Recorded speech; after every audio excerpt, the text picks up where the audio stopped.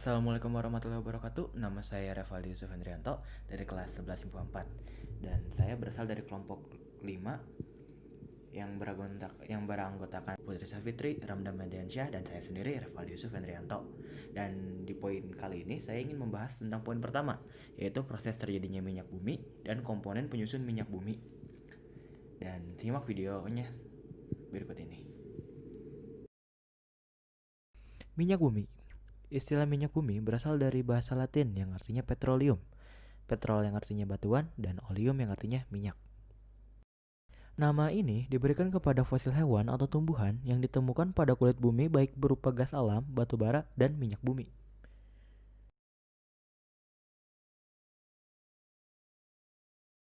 Minyak bumi terbentuk dari fosil-fosil hewan dan tumbuhan yang sudah tertimbun berjuta-juta tahun yang lalu. Saat hewan dan tumbuhan mati, fosil mereka ini tertimbun oleh pasir dan lumpur di dasar laut. Lalu, ribuan tahun kemudian, akibat tekanan dan suhu bumi, lapisan-lapisan lumpur dan pasir ini berubah menjadi batuan. Akibat tekanan dan panas bumi, fosil yang terbentuk pada batuan ini menjadi minyak mentah dan gas alam. Tahap pertama dalam eksplorasi minyak bumi adalah mencari petunjuk dari permukaan bumi seperti lipatan-lipatan batuan. Lipatan-lipatan ini terjadi akibat tekanan gas alam dan minyak bumi yang merembes ke dalam batuan, sehingga minyak bumi naik ke permukaan tetapi tidak sampai ke permukaan bumi karena tertutup lapisan batuan yang lain. Untuk mengetahui lokasi minyak bumi ini dilakukan dengan gelombang seismik. Gelombang seismik diciptakan dengan ledakan kecil. Ledakan ini akan menghasilkan gelombang dan akan merambah sampai kedalaman tertentu. Jika ada batuan yang menggelembung, gelombang ini dipantulkan kembali. Pantulan ini dideteksi oleh sensor sehingga posisi minyak bumi dapat diketahui dengan pasti. Langkah berikutnya adalah mengeluarkan minyak bumi dari lapisan-lapisan batuan tersebut. Untuk melakukan hal ini, diperlukan pengeboran sampai ke dasar lapisan yang mengandung minyak bumi. Setelah dibor, minyak bumi akan memancarkan sendiri cairannya karena perbedaan tekanan. Akan tetapi, tekanan ini semakin ke atas akan semakin melemah, sehingga diperlukan tekanan dari luar. Tekanan ini biasanya berupa pompa air atau udara.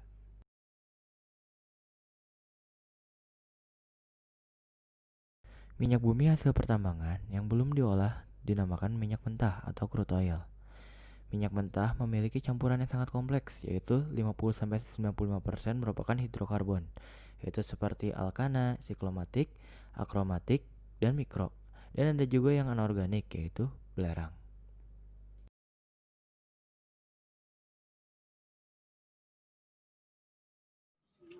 Assalamualaikum warahmatullahi wabarakatuh. Saya Ramdan Madiansyah, siswa kelas 11 MIPA 4, akan menjelaskan mengenai pengolahan minyak bumi dan fraksi-fraksi minyak bumi serta kegunaannya. Berbicara mengenai produk minyak bumi, apakah kalian tahu asal mula dan apa yang bisa membuat minyak bumi tersebut bisa menjadi produk yang bisa kalian gunakan? Mari kita ulas studi berikut. Terdapat 6 pengolahan minyak bumi agar minyak bumi tersebut dapat kita gunakan sebagai produk yang siap pakai. 6 cara tersebut adalah: pertama, destilasi; yang kedua, cracking; yang ketiga, reforming; yang keempat, polimerasi dan alkilasi; yang kelima adalah treating; dan yang keenam adalah blending. Pengolahan pertama adalah destilasi, di mana minyak mentah masuk ke dalam tabung raksasa. Minyak mentah tersebut datang dari bawah tanah yang dialirkan dari perangkat-perangkat hingga menuju tabung raksasa, dan di tabung raksasa tersebutlah akan terjadi proses destilasi, di mana minyak mentah tersebut masih mengandung banyak sekali keberagaman dari senyawa-senyawa hidrogen. Lalu di dalam tabung raksasa tersebut, minyak memintahan tersebut akan diklasifikasikan sesuai dengan jumlah karbonnya. Dalam pengklasifikasiannya, proses destilasi memanfaatkan perbedaan titik didih dari senyawa, di mana titik didih bisa merubah senyawa menjadi gas ataupun air. Senyawa yang tidak melebihi titik didihnya akan mencair dan mengalir menjadi fraksi akhirnya. Dan senyawa yang melebihi suhu titik didihnya tetap menjadi gas hingga ia menemukan suhu di bawah titik didihnya. Pengolahan selanjutnya adalah cracking. Dalam pengolahan cracking, terjadi penguraian molekul-molekul besar senyawa hidrokarbon menjadi molekul hidrokarbon yang memiliki ukuran yang lebih kecil. Dalam proses cracking bermanfaat untuk lebih mengkhususkan kebutuhan pasar. Dan proses cracking juga bisa disebut sebagai refinery. Tahap selanjutnya adalah reforming. Reforming merupakan pengubahan struktur fraksi agar memiliki struktur yang lebih baik, di mana untuk merubah struktur molekul menggunakan metode katalis atau pemanasan. Karena hal tersebut, proses reforming bisa disebut sebagai isomerasi. Tahap selanjutnya adalah polimerasi dan alkilasi, di mana proses ini terdapat alkilasi dan polimerasi. Yang pertama, alkilasi adalah memperpanjang dan mempercabang fraksi dengan menambahkan katalis asam yang kuat. Sedangkan polimerasi yaitu meningkatkan mutu fraksi dengan menggabungkan molekul kecil agar menjadi besar.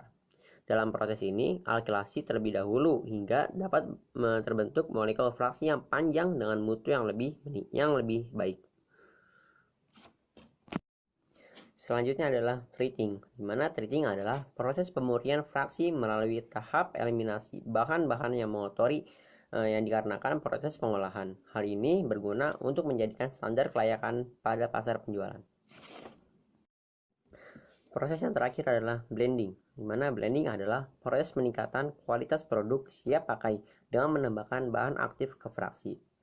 Salah satu bahan aktif yang dipakai dalam blending adalah TAL, tetraethyllead, merupakan salah satu bahan adiktif yang menaikkan bilangan oktan fraksi, sehingga fraksi sudah bisa dikonsumsi secara umum. Adapun hasil dari pengolahan tersebut yaitu beberapa fraksi-fraksi. Yang pertama ada gas dengan jumlah atom 1 sampai 4 dengan titik didih min 160 sampai 30 dan berguna sebagai bahan bakar LPG dan sumber hidrogen. Yang kedua ada petroleum ether dengan jumlah atom 5 sampai 6 dengan titik didih 30 sampai 90 dengan kegunaan parut.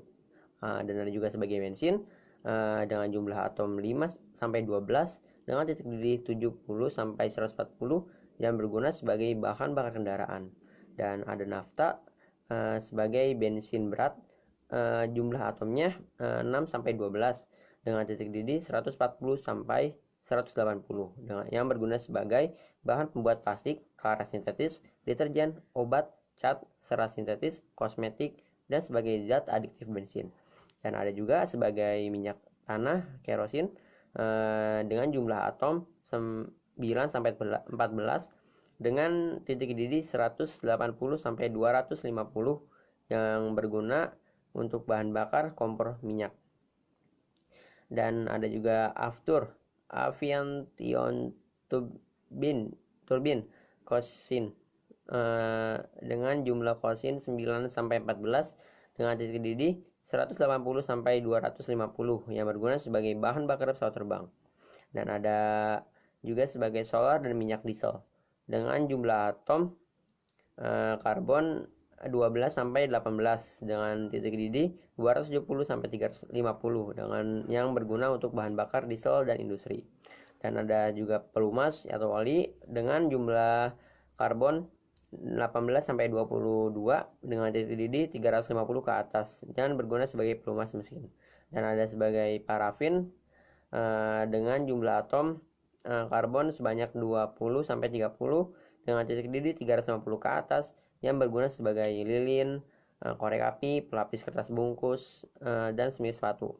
Dan yang terakhir ada aspal dengan jumlah atom karbon lebih dari 25 ke atas dengan titik didih lebih dari 350 ke atas dengan berguna sebagai aspal jalan, atap bangunan, lapisan anti korosi, pengedap suara pada lantai, dan lain-lain. Dan itu adalah fraksi, jumlah atom karbon, dan titik didih serta kegunaannya. Mungkin sekian dari saya Reza Mariansyah. Akhir kata, wassalamualaikum warahmatullahi wabarakatuh.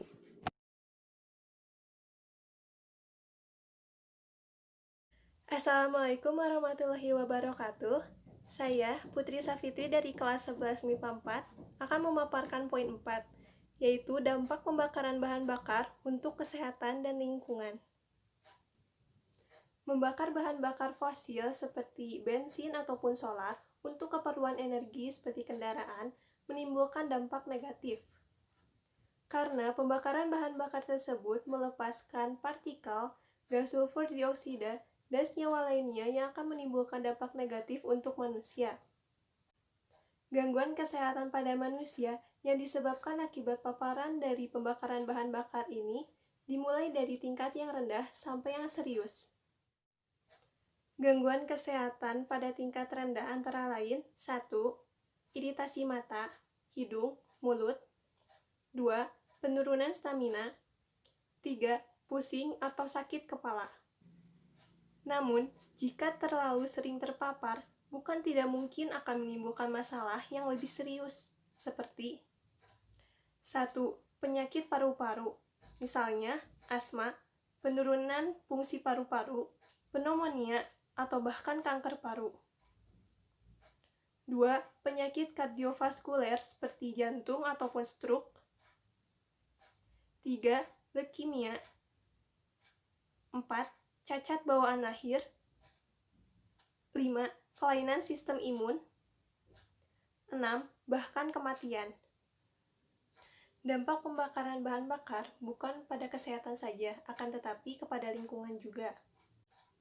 Pencemaran lingkungan yang diakibatkan dari dampak negatif pembakaran bahan bakar sampai saat ini merupakan masalah yang sulit untuk dikendalikan.